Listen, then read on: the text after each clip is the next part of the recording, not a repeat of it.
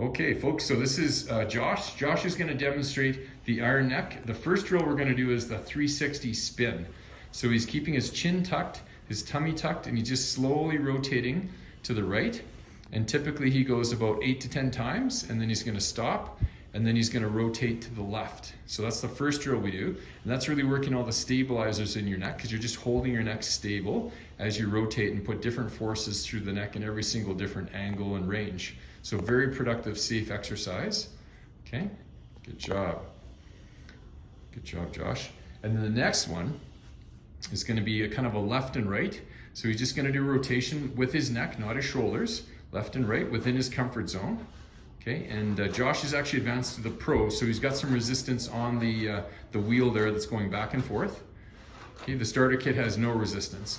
And with this one, we go in 4 different directions. So he's going to face the anchor, and then he's going to face to the side. He's going to rotate and go. So now he's working on his left rotation.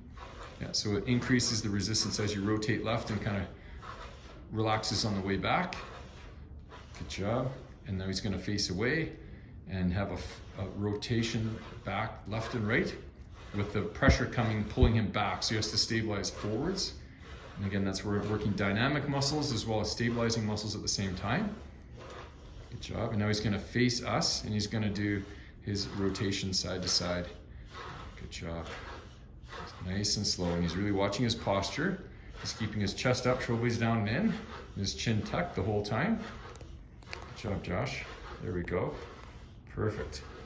Okay, and then the next one's called Protraction and Retraction. So this one, he faces the anchor, and then he goes away from the anchor, and he's just going to go back and forth. So it's almost like a horizontal slide, forwards and backwards. This one actually, at first I was scared to give this to patients, but it actually is quite therapeutic because you're really working getting up into axial extension. So you're kind of coming out of that normal chin poking posture and really pulling back into that axial extension posture, which is really working a ton of muscles on the back of his neck right now. And then when he's done his 8 repetitions, then he's going to turn around and go the other way. And we're going to do a forward chin poking. So now he's actually concentrically pulling forwards and eccentrically coming backwards. So concentric means we're contracting and shortening, and eccentric means we're kind of lengthening the muscle while it's under load. Yeah, there we go.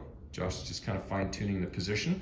You have to make sure when you're on the iron neck that you pump it up really tight. You do want it to feel pretty tight around your head, so you feel like you're definitely connected. So the next one's going to be the lock neck body turn. So what we're doing now is we're going to do a chin tuck. We're going to exaggerate the posture, chest up, shoulders down in. He's literally going to rotate through his hips.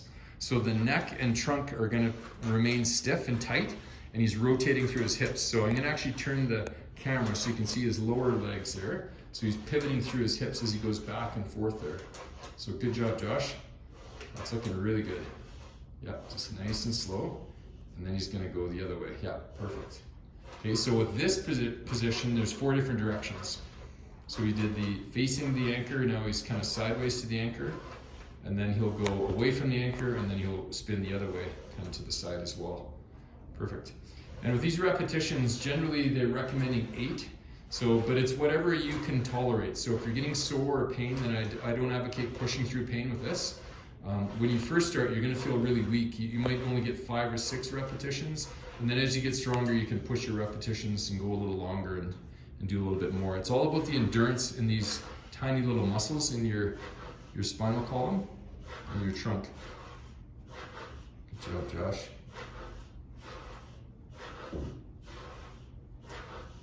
There we go. And the next one we're going to come back up now is called the diagonal. So we can do the diagonal with facing the anchor and facing away from the anchor. He's just going to do a little tilt. I'm going to bring you around here. Yeah, and he's going to do a little rotation. The rotations, think about 20-degree rotation is all we want to do.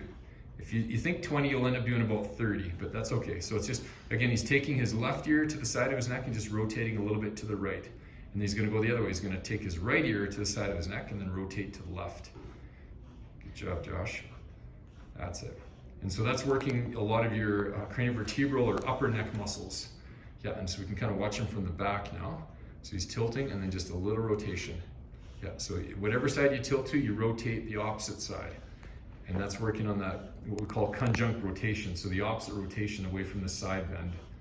And that's what makes our neck really unique, actually, so that we can do that. That differentiates us from a lot of other sort of animals in the world.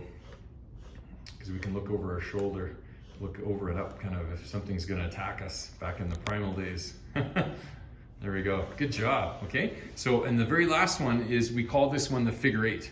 Okay, so this is again working on proprioception and also strength in your upper neck area.